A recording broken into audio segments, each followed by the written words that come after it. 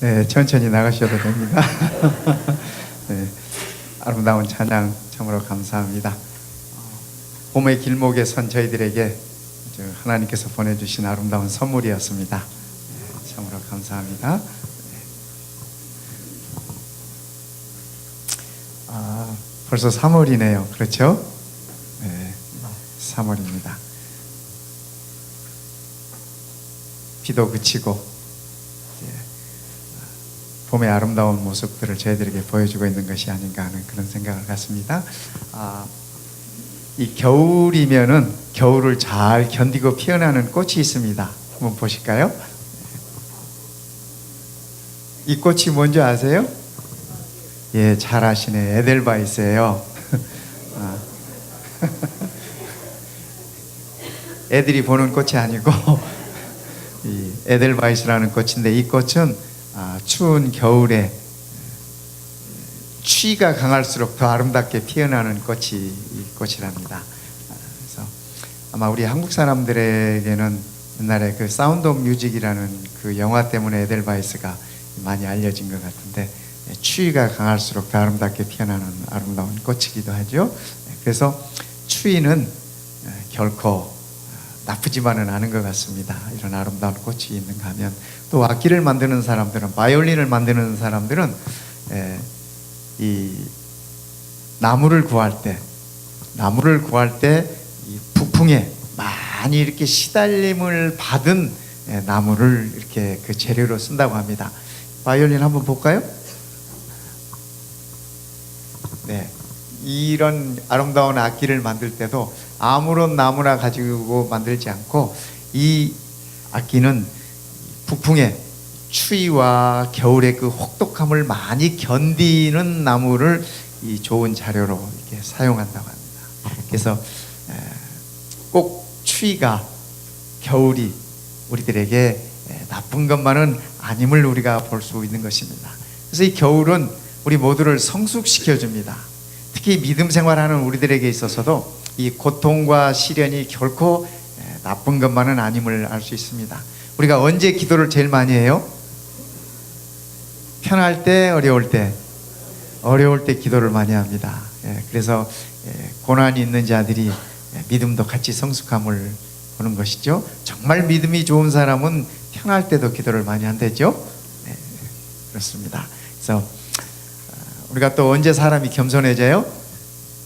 어려움이 있을 때 사람이 더 겸손해집니다. 정말 겸손한 사람은 어려운 일이 없을 때도 겸손하지만 말입니다. 우리 믿음의 조상 아브라함도 살펴보면 그가 하나님의 부르심을 받고 그의 고향을 떠나 본토를 떠나 친척을 떠나 긴 이민길에 이렇게 오르면서, 그가 처음부터 믿음의 조상이 된 건 아니었습니다. 그렇죠? 긴 세월을 통해서 그가 얻은 이름이 믿음의 조상이라는 이름을 통했습니다. 그의 손자 야곱도 20년이라는 객지 생활을 통해서 이스라엘이라는 이름을 얻었고, 그렇죠? 요셉도 13년이라고 하는 긴 고통의 시간을 지나서 그가 자기 민족을 구원할 수 있는 그런 위치에 설 수 있었습니다. 모세가 그 자리에 서기까지는 40년 동안 정말 밑바닥 생활을 했습니다. 40년은 왕자로서의 삶이었지만 나머지 40년은 왕자와 전혀 무관한, 그야말로 양이나 치는 그런 밑바닥 생활을 통해서, 그 혹독한 겨울을 통해서 그가 하나님의 종으로서, 지도자로서 설 수 있었던 모습을 우리는 보는 것입니다. 시편 119편 11절에 있는 말씀, 71편에 있는 말씀 보겠습니다. 시편 119편 71절 함께 읽어볼까요? 고난당한 것, 시작. 고난당한 것이 내게 유익이라, 이로 말미암아 내가 주의 율례들을 배우게 되었나이다. 고난을 일부러 당할 것은 아니지만 혹여 우리의 삶 속에 고난이 이렇게 닥쳐올 때 우리가 하나님의 율례를 배울 수 있는 기회로 삼는다면 우리 모두에게 얼마나 큰 축복이겠나 하는 그런 생각을 해봅니다. 겨울이 있지만 그러나 봄은 반드시 온다고 하는 사실입니다. 그렇죠? 이 남자들은 이 말에 아주 익숙합니다. 거꾸로 매달아도 국방부 시계는 돌아간다. 이 군대에서 많이 듣던 얘기죠. 예, 남자들은 이 말에 아주 익숙합니다. 그렇죠? 예, 아무리 힘들어도 아무리 괴로워도 예, 시간은 지난다고 하는 얘기죠. 언젠가 한번 우리나라의 어떤 대통령이 그런 말씀하셨어요. 닭 모가지를 비틀어도 새벽은 온다. 그래서 닭이 새벽을 알려주지 않습니까? 예, 날이 밝았다 하고 꽃기호하고 이렇게 울어주는데 울지 못하게 이렇게 닭목을 비틀어도 새벽은 온다라고 그렇게 얘기를 하셨습니다. 아마 그 우리나라의 그 민주화의 그런 아침을 기다리는 말이 아니었나 하는 그런 생각을 가져봅니다. 이 철강왕 유명한 그 카네기가 있습니다. 예, 이분이 카네기죠. 예, 유명하신 분인데 이분이 어린 시절에는 젊은 시절에는 굉장히 이렇게 어렵게 지냈습니다. 이 외판원 세일즈맨도 하면서 이렇게 지냈는데 어느 날 한 노인을 만났습니다. 이 세일즈 하러 나갔다가 그런데 그 노인이 집에 걸어놓고 있는 그림이 하나 있는데 너무 자기 마음에 듭니다. 그래서 그 그림을 한번 볼까요? 그 그림? 네. 이 그림이 걸려 있었어요. 그림이 아름다워요? 아름답습니까? 네. 이 그림이 이 젊은 카네기, 젊다기보다는 어린 카네기였는데 예, 카네기가 이 그림이 너무 마음에 들었습니다. 그래서 그 할아버지에게 이 그림 좀 내게 달라고 안 줘요. 그래서 찾아가서 조르고 또 찾아가서 조르고 졸라서 드디어 27살이 되어서야 이 그림을 이 할아버지가 너무 귀찮아가지고 카네기에게 주었습니다. 근데 카네기가 이 그림을 보면서 이 마음에 들었던 것들이 이 밑에 적혀있는 이 말 때문이었어요. The high tide will come. On that day I will go out to the sea. 반드시 밀물이 온다. 그러면 그때 나는 바다로 나가리라. 이 배에 보면은 이 낡은 배에 이 돛이 있죠? 예, 노를 저을 수 있는 노가 있습니다. 아직은 물이 들어오지 않아서 이 배가 바닷가에 있지만 그러나 언젠가 물이 들어오면 썰미 밀물이 들어오면 이 배를 띄우고 노를 저어서 바다로 나갈 것이라고. 어려운 시절에 있었던 카네기가 자기 삶에 있어서의 미래를 보면서 언젠간 내게도 봄이 올 텐데 물이 들어올 텐데 그때 내가 노를 저어서 나아가리라 하는 그러한 자기의 꿈을 이 그림을 통해서 그는 읽을 수 있었습니다. 이 꿈을 통해서 그는 이 그림을 통해서 자기의 꿈을 펼치겠다라고 그렇게 그가 이 생각을 가졌던 것입니다. 우리의 삶에 있어서도 겨울은 있지만 그러나 반드시 봄은 온다고 하는 사실입니다. 하루에 2번씩 이 물은 들어옵니다. 물은 들어와요. 오늘 본문의 말씀에 들어가기 전에 아가서 2장 2절에는 이렇게 말씀하고 계십니다. 여자들 중에 내 사랑은 가시나무 가운데 백합화 같도다. 이 솔로몬이 술람미 여인을 보면서, 이 술람미 여인은 얼굴이 새까만 사람입니다.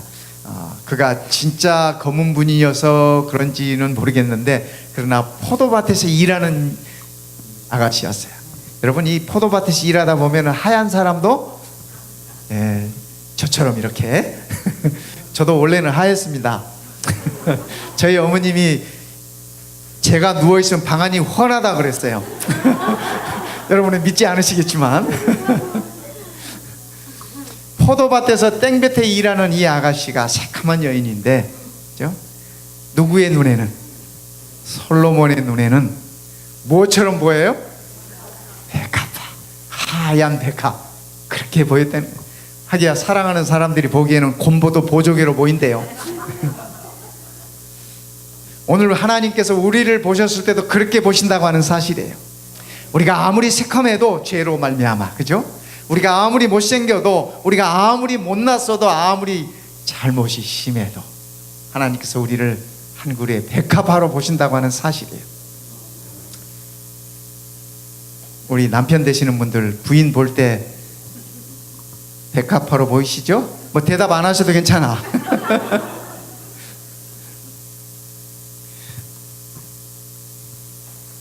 그런데 결혼하고 살면서 혹시 백합화로 보는 것이 아니라 다른 여자들은 다 백합으로 보이는데 내 부인은 혹시 가시나무로 보이는 건 아닌지.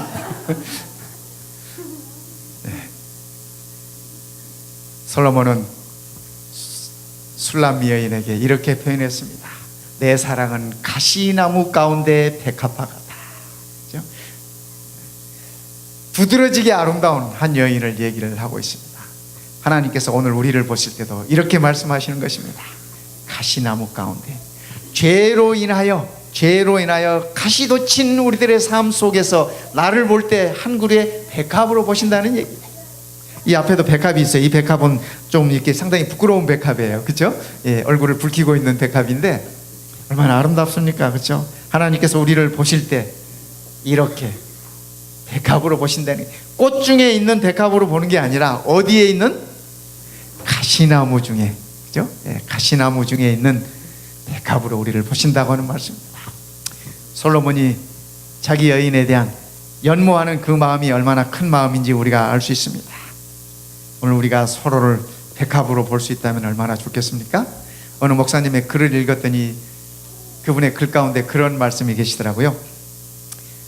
연애 시절에는 부인에게 이렇게 얘기했대요. 많이 드세요. 이렇게 얘기했대. 약혼한 다음에는 더 먹지 그래? 이렇게 말씀하셨대요. 그런데 결혼 후에는 열심히 먹고 있는 아내를 향해서 꼭 돼지처럼 먹고 있네. 이렇게 얘기를 했대. 누가 돼지야?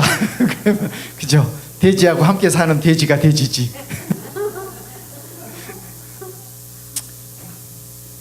하나님께서 우리를 백합으로 보신다는 말씀이 얼마나 좋은지 모르겠습니다. 그 하나님께서 오늘 우리에게 이렇게 말씀하십니다. 10절부터 있는 말씀입니다.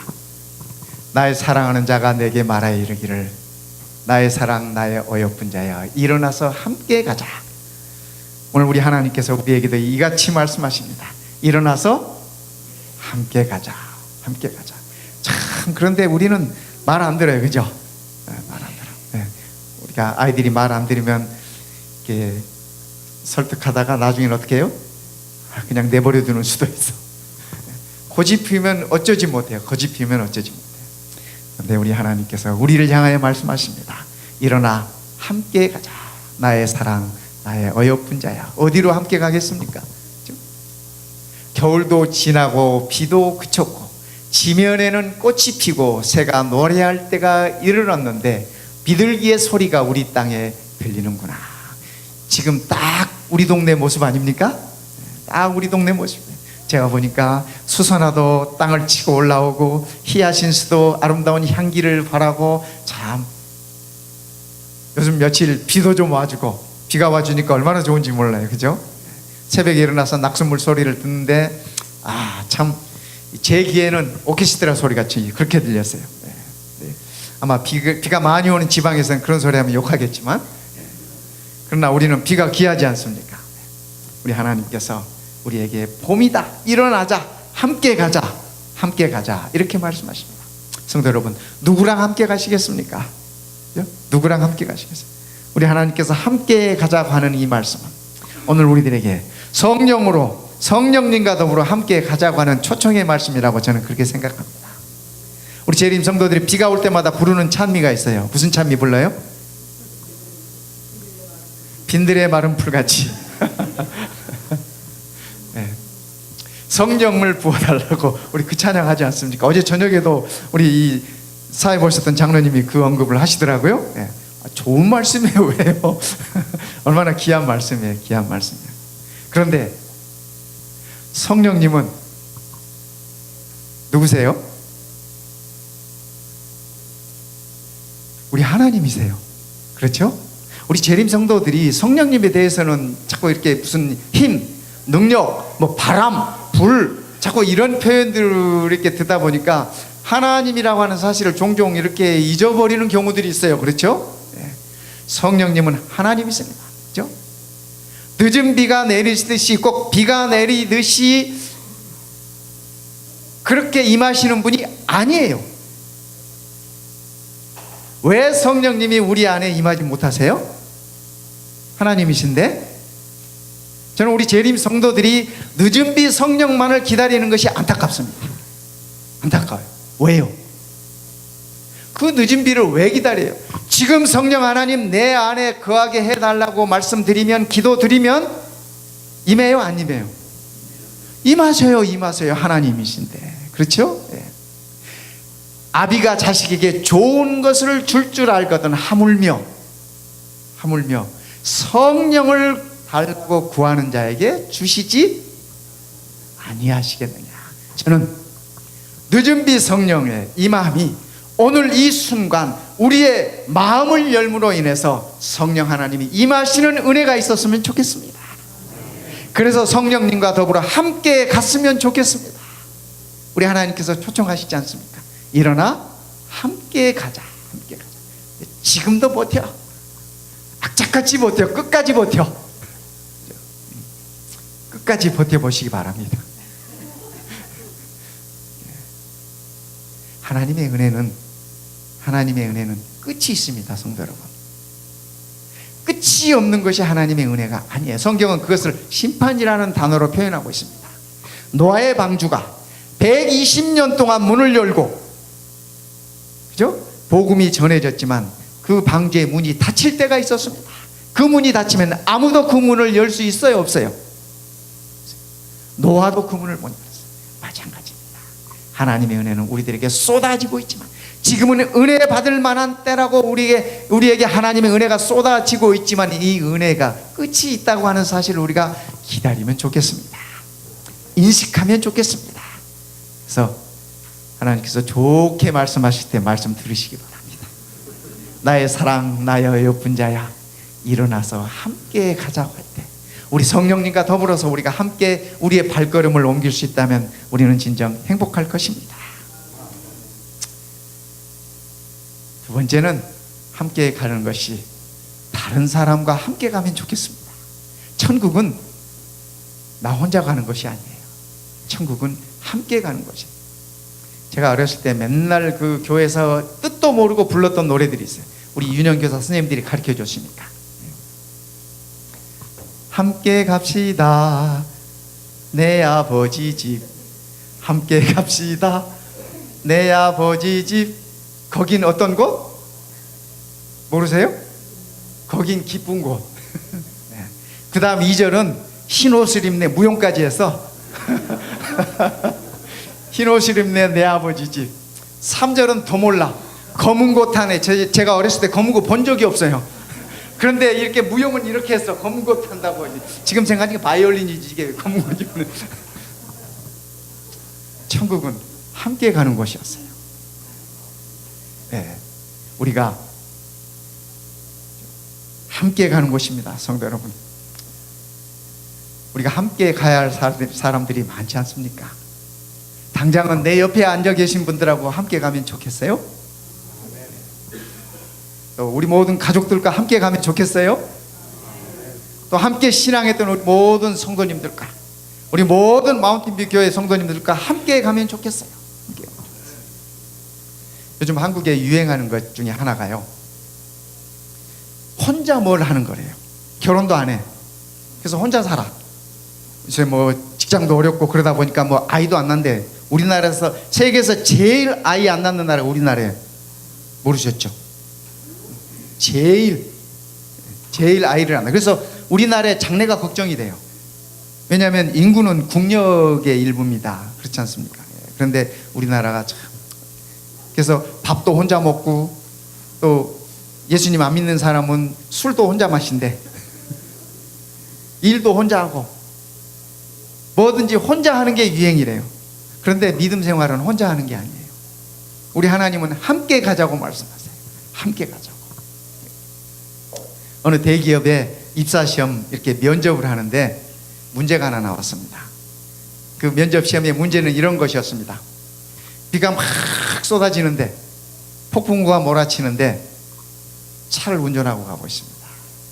내가 차를 운전하고 가고 있는데 이렇게 보니까 버스 정류소에, 어디서 아름다운 봄의 이 봄의 길목에서 아름다운 노래가 흘러들어오고 있어요. 그렇죠? 네. 음악을 깔고 설교를 들으면 더 좋아요.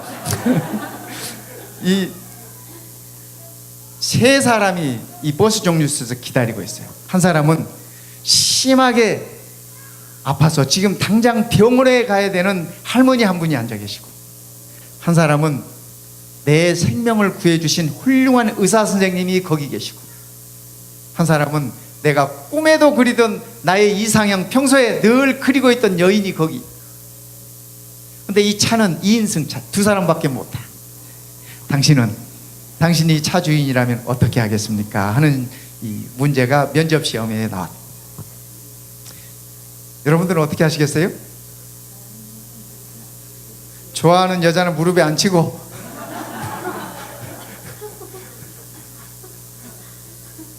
차에 두 사람밖에 못 합니다. 그러니까 우리 집사님은 좋아하는 여인 태우고 가시겠네. 그죠?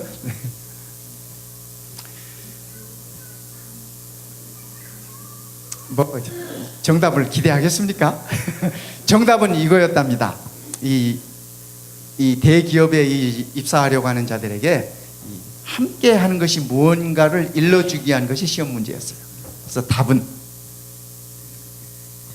그 차를 의사 선생님께 드린대요. 키를 의사 선생님께 드리고, 할머님이 많이 아프시니까 빨리 모시고 병원으로 가시라고 의사 선생님께 그 키를 드려서 보내고, 자기는 폭풍우 중이라 할지라도 연모하던 늘 함께 있고 싶었던 그 여인과 더불어서 앉아서 버스를 기다리겠다고. 그게 정답이었대요. 차를 포기하면 뭐를 얻어요? 사랑하는 여인을 얻어요. 그죠? 네. 이 남자들이 사랑하는 여인을 얻기 위해서 뭐든지 포기할 줄 알아야 돼요. 그렇지 않으면 얻지를 못해요. 그렇죠? 네. 차를 포기하면 사랑을 얻는다. 우리 그리스도인의 삶도 그렇습니다. 우리 하나님께서는 우리를 얻기 위해서 독생자를 포기하셨습니다. 성도 여러분, 오늘 우리는 함께 가기 위해서는 포기할 줄 알아야 됩니다. 성령님과 함께 가기 위해서도 우리가 우리의 자신을 포기할 것들이 있고, 내 이웃과 더불어, 내 가족과 더불어, 내 친구와 더불어 함께 가기 위해서도 포기해야 할 것이 있습니다. 고집이 센 친구 치고 친구 많은 거 보셨어요? 그죠? 뭐 한둘은 있더라고요. 그런데 많지 않죠. 워낙 고집이 센데 지 하고 싶은 대로만 하는데 누가 좋아해? 그렇죠? 꿈쩍도 안 하는데. 그리스도인의 삶에 있어서도 포기할 줄 알아야 됩니다. 우리 예수님께서 너희가 너희의 십자가를 지고 나를 따르라고 하는 이 말씀은 우리가 포기할 것들을 포기하라고 하는 그러한 가르침인 것을 우리는 압니다. 성도 여러분, 우리가 우리 하나님과 더불어 함께 가십시다. 안식일이 되어서도 꿈쩍도 않고 집에 계시는 분들 계셔. 우리 주님은 함께 가자고 말씀하시는데, 그렇죠? 남을 돕는 일에도 함께 가자고 우리 주님께서는 말씀하시는데 꼼짝도 안 하고 다른 게 많아. 그죠? 이 봄에 우리가 함께 가십시다. 봄을 영어로 뭐라 그래요? 영어도 잘하셔. 예, 스프링에 또 다른 의미가 뭐 있어요? 예, 샘이라는 의미도 있고, 그죠? 예, 샘. 그 다음에 튀어오른다. 우리 스프링이라고 그러지 않습니까? 튀어오른다는 말씀입니다. 이 봄에 우리 모두가 함께 가자라고 초청하시는 우리 하나님의 초청에 자리를 박차고 튀어오르면 좋겠습니다. 내가 주님과 더불어 함께 가지 못하고 내 궁둥이를 붙잡아 두고 있는 것이 무엇인지 이 아침에 생각하고 우리가 그것들을 털어버릴 수 있으면 좋겠습니다. 생명의 샘으로 우리 하나님의 초청으로 우리가 함께 갈 수 있으면 좋겠습니다. 우리 하나님께서 말씀하십니다. 나의 사랑하는 자야, 나의 어여쁜 자야. 말만 들어도 기분 좋지 않습니까? 제가 살면서 저를 어여쁘다고 얘기하시는 분은 우리 어머님 말고는 들어본 적이 없어. 그런데 우리 하나님께서 저보고 어여쁜 자를, 나의 사랑하는 자야, 나의 어여쁜 자야, 일어나서 함께 가자. 성도 여러분, 오늘 이 아침 하나님의 이 말씀이 우리 모두에게 축복으로 임하시게 되시기를 간절히 바랍니다.